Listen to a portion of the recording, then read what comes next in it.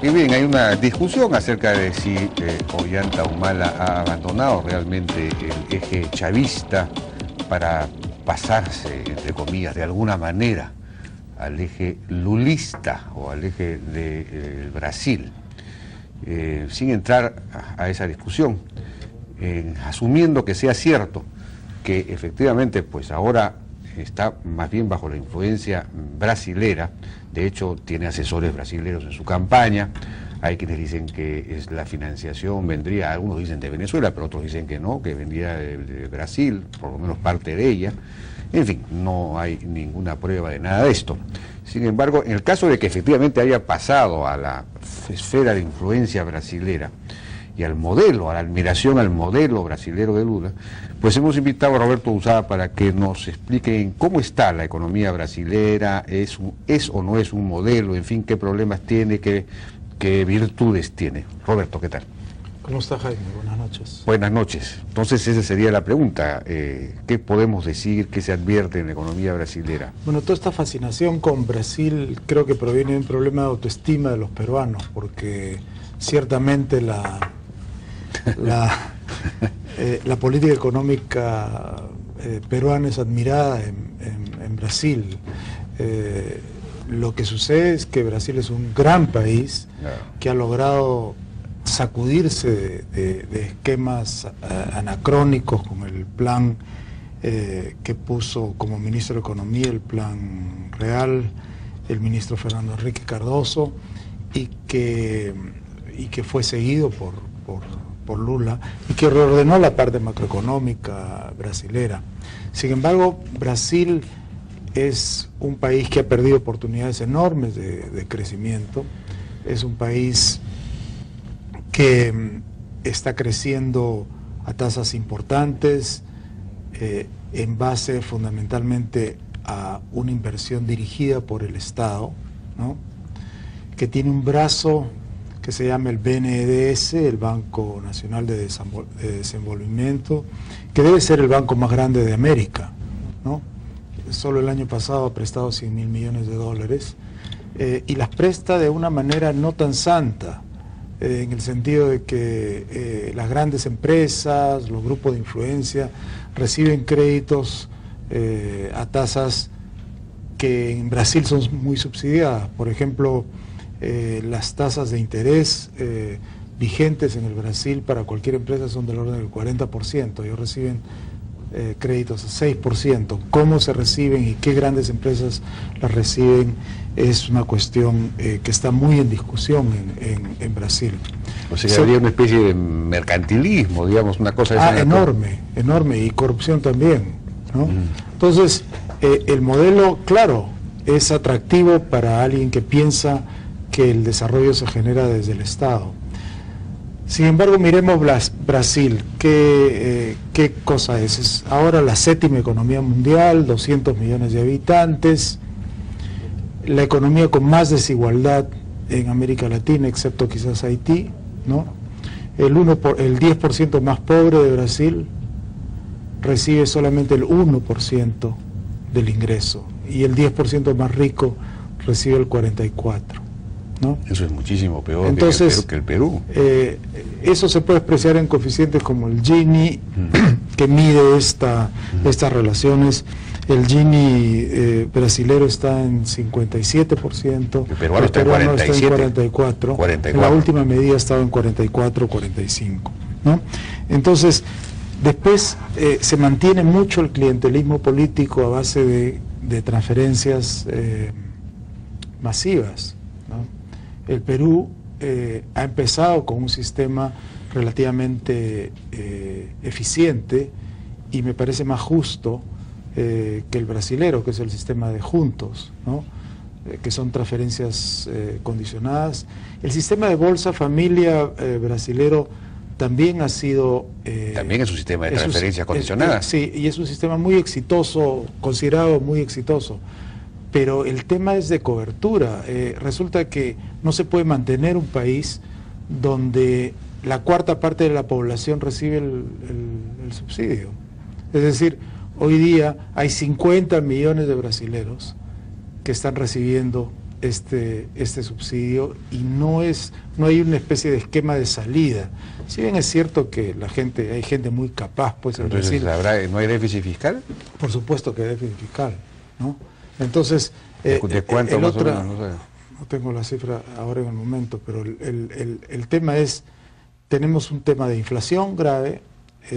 Brasil ha pasado a tener una inflación de 6,5%, la tasa de referencia, que en el Perú es cerca de 4%, ahí es 12%, ¿no? Entonces, naturalmente, imagínate... Y se espera este año un crecimiento de más o menos 4%, creo, ¿no? En el Perú se esperaba 7.5, ahora no sé, después de las elecciones creo que va a bajar. Ahora, Brasil, como muchos países de América Latina, ha soportado muy bien la crisis económica, y es un país con un mercado enorme, claro, ¿no?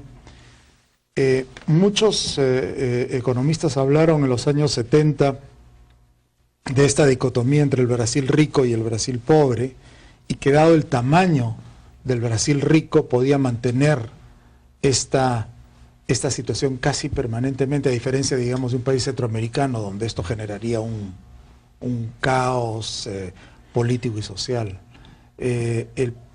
Brasil, un famoso economista, Edmar Baya, acuñó la palabra Belindia, porque dijo, tenemos una Bélgica dentro de una India, ¿no? Claro.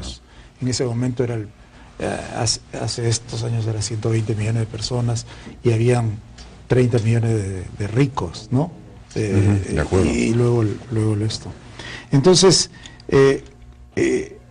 bueno, pero tienen estas empresas privadas muy fuertes, en el Perú ya conocemos varias empresas constructoras y de otro tipo, Petrobras, que es una empresa pública pero con mucha participación privada también, y ¿no? muy eficiente y, ¿no? y contestataria también de las decisiones del Ejecutivo. O sea, no...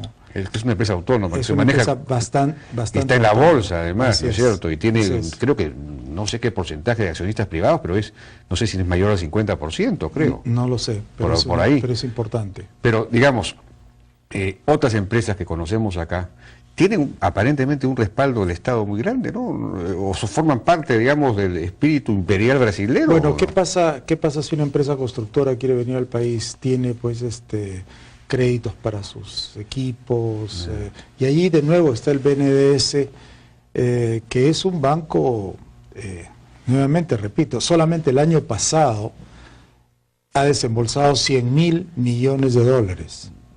Claro, y sale al mercado y se presta dinero, ¿no? El BNDES, y después agarra esos bonos, digamos, y figuran como un activo del Ejecutivo, ¿no? Entonces no se sabe muy bien cómo entran, si entran en la deuda pública o no brasilera. Y luego las empresas medianas y pequeñas tienen que acceder al crédito muy, muy caro, y tenemos el problema de que eso conduce a que no puedan liberalizar, ¿no? Entonces aprovechan el mercado grande para proteger, y precios muy altos en el mercado doméstico, distintos a los precios a los que exportan. Si tú vas a Plaza BE, a Huawón o a cualquier parte, encontrarás productos brasileros hechos por multinacionales en Brasil, a precios que son la mitad del precio al que los puedes comprar, exactamente la mitad al que los puedes comprar en Sao Paulo. ¿Y por qué esa diferencia? No porque están protegidos internamente, esquilman al productor nacional, al consumidor nacional, y a la hora de exportar tienen que exportar a precios internacionales, si no nadie les compraría, ¿verdad? Entonces, desde un producto de limpieza para el hogar hasta un alimento. Entonces, tenemos un nivel de vida, primeramente, está la desigualdad. Segundo, está el tema de los precios, ¿no? Que tiene que ver con el nivel de vida general. El producto per cápita peruano ha superado el año pasado los 5.000 millones de dólares. Y es 5.300 aproximadamente. Sin embargo, el poder adquisitivo, medido en lo que llaman poder adquisitivo, poder de compra, es cerca de 9.000 millones de dólares. En el Perú. Sí. En el Perú. En Brasil es parecido, es 10.000. Sin embargo, el per cápita comparable con el nuestro es 11.000. ¿No? Claro. Entonces eso nos está diciendo una cosa muy clara, que los precios están fuera de orden, y eso tiene que ver con la economía protegida, No. el esquema estatal de dirigir los recursos, los impuestos altos, un gobierno relativamente ineficiente, pero por otra parte un país con un orgullo muy, muy grande, con una población muy que cree que el Brasil es el centro del mundo, un Ministerio de Relaciones Exteriores, el Itamaraty, con claras intenciones de convertirse, y con todo derecho, en una potencia mundial. Aspiran a un asiento permanente y no temporal como el de ahora en el Consejo de Seguridad de las Naciones Unidas, etcétera, etcétera. Esta iniciativa del presidente García de formar un acuerdo entre los países del Pacífico latinoamericano, y principalmente incluyendo Chile, Perú y Colombia, es algo que México. Y México es un país, es un tema que se ve con mucho recelo en Brasil, sobre todo porque está en México, ¿no? Y ciertamente Brasil quisiera, digamos, asentar su hegemonía en América del Sur. El hecho de que hayan países emergentes importantes como Chile, Perú y Colombia es un tema que ellos miran con recelo. Pero dicho todo esto, yo creo que hay algo muy importante que quisiera resaltar. Brasil le ha ido muy bien en estos años comparado con lo que le iba antes, pero gran parte de eso tiene que ver con su tamaño. No.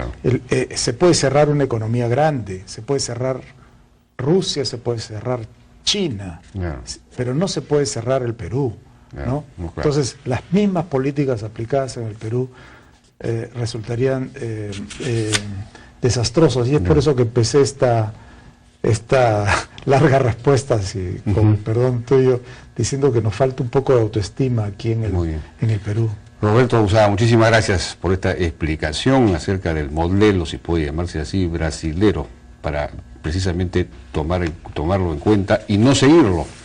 Vamos a una pausa y regresamos ahora con el almirante Jorge Montoya para conversar acerca de últimas decisiones del Ejecutivo en relación a la Caja Militar Policial, Caja de Pensiones Militar Policial y, bueno, un aumento que se ha dado recientemente. Adelante.